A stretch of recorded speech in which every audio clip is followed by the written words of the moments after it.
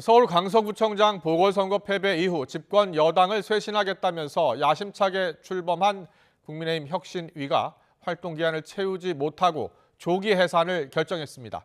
주류 희생안 관철을 놓고서 지도부와 갈등을 빚었던 게 영향을 미쳤다는 해석이 나오고 있습니다. 인효한 위원장은 국민의 뜻을 파악하는 데 50%는 성공했다고 생각한다면서 나머지 50%는 당에 맡기고 기대하며 기다리겠다고 했습니다. 국회 취재기자 연결합니다. 박규환 기자. 네, 국회입니다. 네, 인효한 혁신위가 오늘 마지막 회의를 열었다고요? 네, 그렇습니다. 인효한 혁신위원회는 오늘 서울 여의도 중앙당사에서 회의를 열고 오는 24일까지인 활동기한을 다 채우지 않고 조기 해산하기로 결정했습니다. 지난 10월 강서구청장 보궐선거 패배 이후 기대를 모으며 출범했던 혁신위가 사실상 막을 내린 겁니다. 혁신위는 그동안 마련한 6가지 혁신안들은 오는 11일 당 최고위에 종합 보고하는 걸로 공식 활동은 마무리된다고 설명했습니다.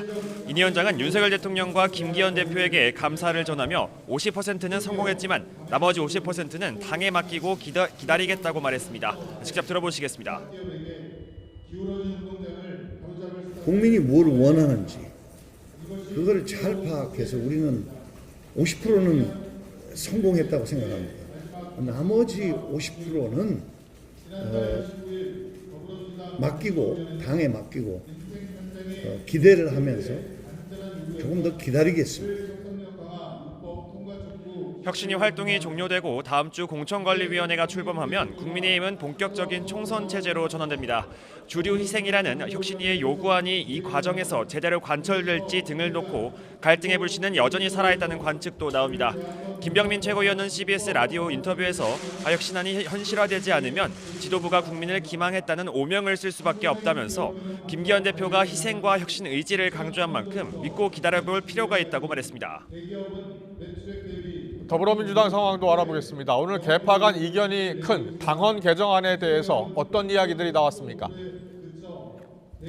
네, 더불어민주당은 오늘 국회의원 전원은 물론 원외 지역위원장 등이 참여하는 중앙위원회를 개최했습니다.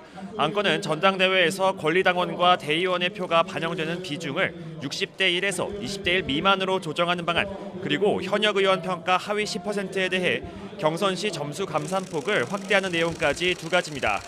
특히 이번엔 온라인이 아닌 오프라인으로 100분간의 자유토론까지 진행됐는데요. 앞서 민주당 지도부가 최고위와 당무위에서 잇따라 당헌당규 개정안을 통과시킨 데 대해 일부 비명계에서 충분한 논의가 부족하다며 반발했기 때문입니다. 이재명 대표는 당원 민주주의가 중요하다면서도 반발을 의식한 듯 거듭 단합을 강조했습니다. 직접 들어보시겠습니다.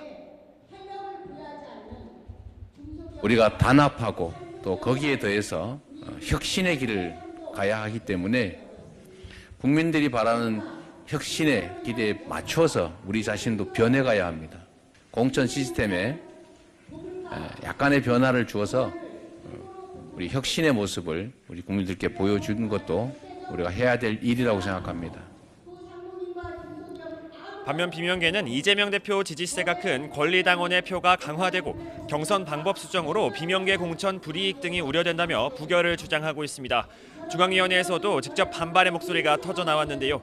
박용진 의원은 1년 전에 경선 규칙을 정하는 시스템 공천이 무너지는 수정안이라고 비판했고, 이원욱 의원은 직접 민주주의와 정치 권력이 결합되면 독재 포퓰리즘, 나치가 된다며 대의원 권한 축소에 반대 의견을 냈습니다.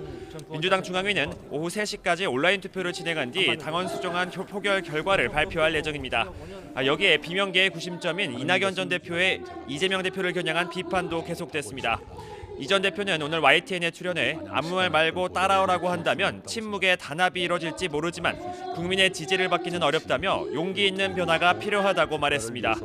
특히 이재명 대표가 통합을 강조하며 두 사람의 만남 가능성도 주목되고 있는데 이 전 대표는 이에 대해 아직 제안을 들은 건 없다면서 사진 한 장 찍고 단합으로 보이는 것이라면 의미가 없다고 선을 그었습니다. 지금까지 국회에서 YTN 박견입니다.